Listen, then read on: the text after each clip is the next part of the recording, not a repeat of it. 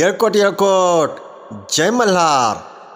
श्री मल्हारी भक्तांनो, तुमच्या आयुष्यात अशा काही इच्छा आहेत का, किंवा काही मनोकामना अथवा स्वप्न आहेत का, ज्यासाठी तुम्ही खूप प्रयत्न केले, परंतु त्या अथक प्रयत्नानंतरही ती स्वप्ने, इच्छा, मनोकामना या पूर्णच होऊ शकल्या नाहीत?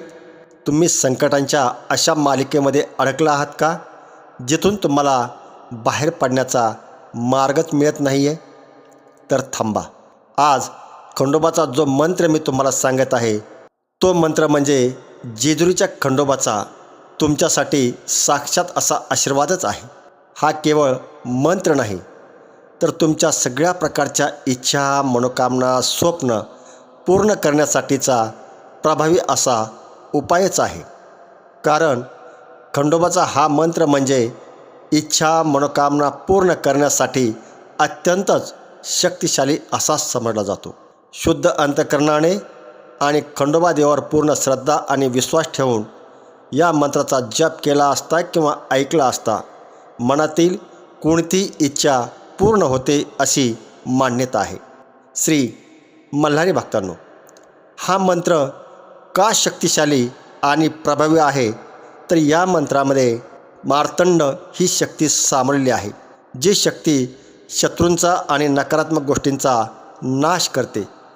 थोडक्यात, तुमच्या डोक्यावरील कर्ज वाढत असेल तर हा मंत्र तुमच्या मार्गातील अडथळे दूर करतो. नोकरी, व्यवसायामध्ये तुम्हाला नवीन नवीन संधी उपलब्ध होऊ लागतात. संकट, दुःख, अडचणी मुळासकट नष्ट होतील. घरामध्ये पैसा, संपत्ती येऊ लागेल. आणि जे मनातील इच्छा आहे किंवा जी इच्छा, मनोकामना पूर्ण होऊ शकत नाही, तर ती इच्छा या मंत्रशक्तीने पूर्ण होईल. श्री मल्हारी भक्तांनो, लक्षात ठेवा, खंडोबा हे भक्तवत्सल आहेत. तुमच्या आयुष्यातील संकटे त्यांच्यासाठी फारच छोटी आहेत. फक्त तुमची श्रद्धा आणि विश्वास त्यांच्याप्रती ठाम असायला हवा. हा मंत्र जपताना तुमची कोणतीही इच्छा, मनोकामना खंडोबा देवाला बोलून दाखवायची आहे आणि ती इच्छा, मनोकामना डोळ्यासमोर आणायची आहे. जसा जसा तुम्ही या मंत्राचा जप करत पुढे जाल, तसा तसा तुम्हाला या मंत्राचा अनुभव येऊ लागेल. तुमच्या मनातील इच्छा, स्वप्न सत्यात उतरू लागतील. हा अनुभव घेऊन पहा, कारण हजारो भक्तांच्या आयुष्यामध्ये या मंत्राने चमत्कार घडवला आहे. फक्त मनोभावे जपा, श्रद्धेने जपा, चमत्कार तर घडणारच. तर श्री मल्हारी भक्तांनो, चला पुढील काही मिनिटे आपणही या इच्छापूर्ती पूर्ण करणाऱ्या मंत्राचा काही मिनिटे जप करूया. ओम श्री मल्हारी मार्तंडाय कामदाय नमः. ओम श्री मल्हारी मार्तंडाय कामदाय नमः. ओम श्री मल्हारी मार्तंडाय कामदाय नमः. ओम श्री मल्हारी मार्तंडाय कामदाय नमः. ओम श्री मल्हारी मार्तंडाय कामदाय नमः. ओम श्री मल्हारी मार्तंडाय कामदाय नमः. ओम श्री मल्हारी मार्तंडाय कामदाय नमः. ओम श्री मल्हारी मार्तंडाय कामदाय नमः. ओम श्री मल्हारी मार्तंडाय कामदाय नमः. ओम श्री मल्हारी मार्तंडाय कामदाय नमः. ओम श्री मल्हारी मार्तंडाय कामदाय नमः. ओम श्री मल्हारी मार्तंडाय कामदाय नमः.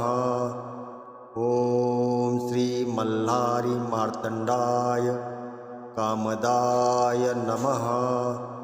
ओम श्री मल्हारी मार्तंडाय कामदाय नमः.